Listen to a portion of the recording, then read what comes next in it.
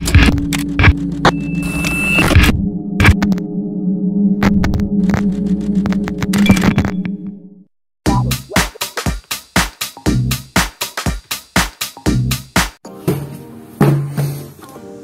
xin chào tất cả các bạn đã quay trở lại với kênh của Văn Hồng Lazada. Và hôm nay chúng ta tiếp tục review các cái sản phẩm ở trên Shopee. Ngày hôm nay thì mình có một kiện hàng nữa liên quan đến cái ngành quần áo thời trang, và mình sẽ review cho các bạn xem chúng ta cái hộp hàng này như thế nào nhá. Ok.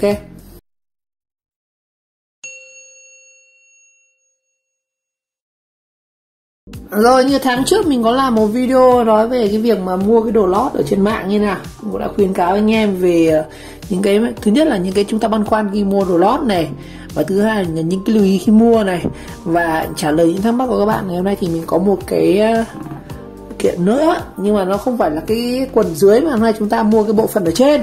Cái này thì chính xác cái đơn hàng này không dành cho nam, mà là cái kiện hàng này dành cho nữ.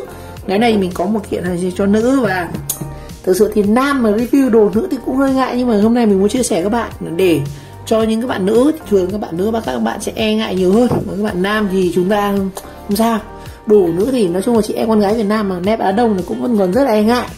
Ở đây thì chúng ta sẽ có một cái gọi là cái đồ bikini, dạng đồ bikini, cái này đồ lót anh ạ, đồ lót ở phía trên của cho nữ. Hôm nay mình sẽ một hộp và review cho cho chị em anh em không xem cái này, cho chị em xem nó như thế nào.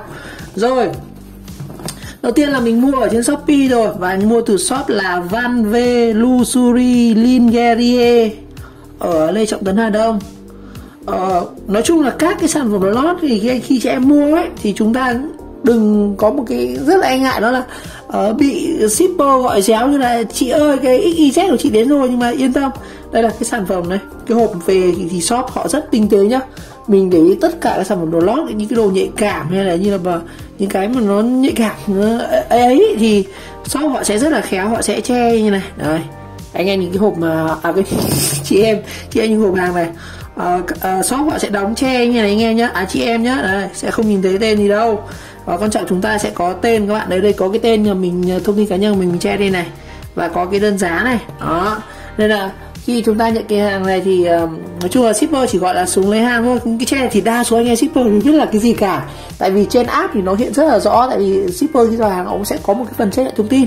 Nên nhưng mà hộp hàng khi chúng ta nhận như này, chẳng những người ở nhà nhận hộ như mình ấy thì nó sẽ không bị ái ngại nha, có kiện hàng nhận hộ thôi, giá là 91.000, nên yên tâm không ngại nhá. Rồi, còn nếu bạn lại cẩn thận hơn thì các bạn có thể bảo là shop che hộ giúp cái tên sản phẩm ấy, để mình khi mình nhận thì mình đỡ ngại hơn. Đó là lưu ý thôi. Còn về tổng quan thì kiện hàng này đóng khá là đẹp, và mình ở xem bên trong có cái gì nhá, tò mò lắm này. Nhận hộ thôi, ok, tôi nhận hộ, kiểm hộ luôn. Xem là cái đồ mấy, nói chung là chị em thì mua cũng khổ tâm lắm anh em. Chị em là cũng có nhiều cái tốn kém hơn anh em nhiều, chúng ta nhiều option hơn, mảnh trên mảnh dưới. Đây, wow, đồ của nữ mà đóng xịn sò quá. Mình không chuyên về mấy gói của nữ này, nhưng mà chủ yếu là mình như về kiện hàng. Bóng gói đẹp đấy anh ạ, mình cũng chưa mua cái này bao giờ đó. Nhưng mà mình nghĩ là video này cũng sẽ hữu ích với những bạn nào mà muốn mua tặng cho người yêu, vợ, mẹ, chị, em gì đấy. Rồi, đơn hàng bao nhiêu tiền nhỉ? 91.000. Chúng ta sẽ có là ba cái phụ kiện đồ lót. Mình gọi là một lót ở phía trên nhé, bra, nói theo tiếng Anh thì bra, chứ còn nói tên Việt Nam thì gọi là nịt vú kiểu đấy đó, gọi là bra nha anh em. Hay là mình gọi xịn hơn là bikini, phía trên, mảnh trên. Rồi, chúng ta sẽ có là 91.000, chúng ta sẽ có 3 cái chiếc áo bikini như này. Ở đây thì không có dây à? Dây cho họ gập trong. Đây là 3 chiếc này thì hình như là màu khác nhau thì phải, màu khác nhau nha anh em, màu khác nhau với chị em. Chúng ta sẽ có cái màu này như là màu da người, và size của nó là 36/80. Mình cũng không rõ lắm cái thông số của nữ này, chắc là ở cỡ 36-80 vòng eo gì đấy. Chắc là cho bạn là ngực 60 rồi. Cái này đến cũng từ Trung Quốc thôi, nhưng mà được cái là nó bọc cái túi zip nhìn rất là đẹp anh ạ, rất là xịn nhá. Không phải như hàng chúng ta mua ngoài đường đâu. Chúng ta mua ở ngoài đường ấy là vứt ngoài vỉa hè ấy, bụi bặm. Còn trên này họ đóng túi nhìn rất là sạch sẽ này, rất là xịn luôn này. Rồi, đây là màu hồng này. Cái này mình nhìn thấy nó đậm hơn này. Cái này nó đậm hơn.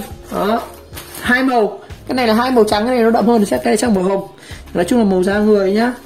Ở phía sau này thì cái sản phẩm này là của Trung Quốc thôi, thì nó có thông số cái này thì cái này thực sự mình không biết anh em. 100 này, cái này chắc là về chiều cao hay là về vòng số đo chỉ số gì đấy. Đây nó có rất nhiều. Ở đây thì cái cỡ này là 3680, 3680, ba cái là 3680 hết nha. Rồi mình sẽ lấy đầu tiên cái màu trắng này, có cái túi zip này. Cái túi này rất hay nhá, cái túi này cũng xịn sò đấy anh ạ. Đây. Cái túi này túi chống nước, ngày xưa mình hay đựng rau như thế này. Mình xem thử cái áo này như nào. Nó cũng chỉ là quần áo thôi mà, cái gì mà ngại. Rồi chúng ta sẽ có một cái áo nhãn hiệu là Justy. Cái này là in anh ạ. In này, Justy in nha. Nó có những cái lưới lỗ này để ra, chắc là giúp để tỏa nhiệt. Khi mà chúng ta mặc nó sẽ lưu thông gió. Chất liệu khá là mềm.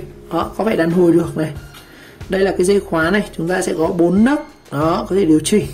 Muốn mặc nấc rộng hơn thì chúng ta để cái này, chật hơn chúng ta để xe này. Và cái bộ này thì nó có kèm sẵn là cả dây nhá. Chúng ta có cả dây đeo luôn. Có cả hình dây đeo mà có cả cờ nước Pháp hay cờ Thái Lan gì đây. Rồi, ở phía trong thì cái này nó khá là mỏng thôi. Và cái này thì nó không có gọng nhá. Mình thấy một số cái nó sẽ có gọng nhựa đây này. Nhưng mà cái này thì nó không có gọng nhựa, nên là các bạn nữ mặc thì sẽ không bị bó nhá, không bị tức ngực. Nhưng mà cái này thì nó chắc là nó cũng sẽ không nâng được cho ngực to lên lắm. Tại cái này nó không có miếng độn anh em ạ. Một chị em ạ, đó, không có tiếng độn đó. Cái này nó không có miếng độn. Mặc chắc là những bạn nào ngực nhỏ nhưng mà cái này sẽ vừa. Mình ngực to. Dưới này là có cả thông số gì đây, có cả in tiếng, có hình chữ bạc thì mình nhìn đây. Cái này thì nó ghi về size nhá. Thông số lại này 3680, còn 89 trung khủng thôi, chả hiểu gì cả. Về cái móc dây. Móc dây thì đây sẽ là dây cài như này. Đó. Cái này mình sẽ không mặc thử nhá, tại vì mình không, chắc là cái này không mặc thử được. Bạn nào xem video thì xem thôi. Đó. Đây là cái dây cài này. Ở phía trên này chúng ta sẽ có một cái dây này để choàng qua vai này. Cái dây này cũng khá là mỏng thôi. Đó. Cái này thì nó cũng mỏng nhá, và không có miếng mút gì. Nên ngày xưa mình xem khá nhiều clip, thế mà ở trong áo lót của nữ này nó có cái miếng mà có con giòi gì của Trung Quốc ấy. Nên nhiều người cũng bảo tẩy chay không dùng, rồi rẻ thì cứ dùng thôi, ai biết đâu được. Rồi đó là cái đầu tiên, cái màu hồng nhạt này. Ok, sang cái tiếp theo này. Cái này không biết chị này chị mua gì, hai cái giống nhau ấy nhỉ. Đây, cái này thì cũng giống cái kia, màu sắc thì mình thấy giống cái này, cũng rất style, cũng size là 3680. Cái dây của nó đây khá là mềm, dây khá là mềm đó, dây mềm lắm. Và trên này thì nó có những cái lưới li ti này thì mặc nó sẽ thoáng mát hơn. Mà nói chung là chị em cũng khổ lắm, mùa hè mặc cái này cũng nóng lắm, không dễ chịu gì cả. Và cái này thì nó cũng có một cái hình cờ Thái Lan hay là cờ Pháp gì đây, mình không rõ lắm cái này để làm gì cả, chẳng biết, đồ chị em mà. Cái này thì nó có cả thêm cái này nữa, cái gì đấy, có một cái đường như là cái lưới tản nhiệt của ô tô vậy. Rồi, và chúng ta sẽ có một cái đường này nhưng mà không có nẹp bằng nhựa nhá. Cái này thì nó là cái mỏng luôn đó. Cái này thì bạn nào ngực nhỏ chắc là mặc vừa, mặc to thì mình không biết, chả rõ lắm, mở cho xem. Khóa đây, khóa đầu này cũng bằng sắt này. Cái này cũng có 4 nấc nha, có sẵn dây. Cái dây trên này thì không đính bằng cái móc nhựa ở đây. Đây, cái này nó đính móc nhựa này. Còn trên này thì họ khâu đính vào đây luôn. Đó, nhìn nó cũng khá là mỏng. Rồi, chúng ta sang chiếc thứ hai nha. Chiếc thứ ba chứ. Đây, mình sẽ có một cái chiếc màu hồng, cũng là hiệu là Wu Wenlei Justai. Cái này màu đậm hơn. Về kích thước thì mình thấy ba thằng này thì y hệt nhau, không khác gì cả. Kích thước thì y hệt nhau nha. Mà cái này màu đậm hơn một chút, nó hơi đỏ đó. Vẫn kiểu vậy. Đây, vẫn lưới hồng đó, có lỗ để thoát khí này, giúp các bạn mặc thấy thoải mái hơn. Cái này nhìn nó khá là đơn giản đó. có cả móc sắt này. Đây, 3 đầu. Cái này vẫn có cái dây và có cái cờ Thái Lan hay cờ Pháp này. Cái này cờ Thái Lan, mình không biết cái này để làm gì nhá. Đây, kiểu vẫn y hệt thế. Đó. Nhưng mà mình thấy cái này nó cái đường kim may của nó cũng phải hơi gia công này, có hơi gai gai lên đây. Cái này không được phẳng lắm đây. Nhưng mà nhìn tinh ý này. Chất liệu thì mềm lắm. Cái này mềm, rất là mềm. Đó. Mặc chắc là cũng sẽ nhẹ nhàng thoáng mát. Rồi. Cái này thì mình thấy cũng khác gì cái gãy hiện, nó chỉ khác với cái màu thôi. Ok.